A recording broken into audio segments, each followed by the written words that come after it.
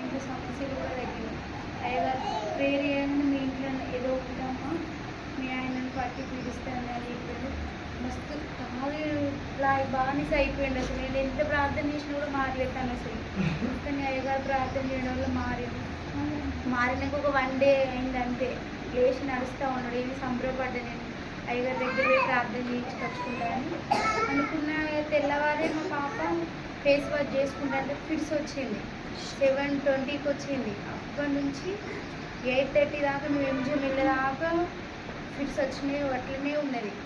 వెంటనే మా ఆడబిడ్డకి ఫోన్ చేసినాం. అల్ల పాపకి ఇట్లా అయిందిరా అంటే నేను అయ్యగారికి ప్రార్థన చేస్తే వాళ్ళని ఇవ్వకనని అయ్యగారికి ప్రార్థన చేస్తే 9 గంటల దాకా అసలు తగ్గలే ఫిట్స్.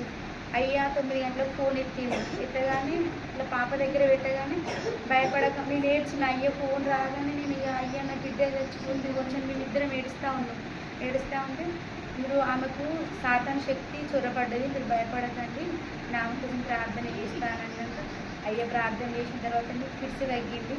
అప్పుడు నా బిడ్డ కొంతసేపు పడుకుంది. పెద్ద డాక్టర్లు వచ్చి వాళ్ళు ఏం చేయాలో వాళ్ళకి అర్థం కాలేదు. అసలు ఈమెకి ఇట్లా స్పాట్లు ఎందుకు వచ్చింది ఫిట్స్, జ్వరం లేదు ఏం లేదని వాళ్ళు డాక్టర్లే స్టన్ అయ్యి చాలాసేపు అందరూ ఇట్లా నిలబడే చూస్తూ ఉన్నారు మా పాపనే. మాకు ఇంకా భయం అవుతుంది. కానీ అయ్యా ప్రార్థన ద్వారా మా పాప బతికింది. మా ఆయన కూడా మంచిగా అయ్యింది. మా ఇంటికి వచ్చి మా ఊరికి వచ్చి ప్రార్థన చేయండి, మా కుటుంబం కోసం మీరు అందరూ ప్రార్థన చేయండి. అయ్యా మా కోసం ప్రార్థన చేసినందుకు వందనాలు. సంబంధించిన మీ అందరూ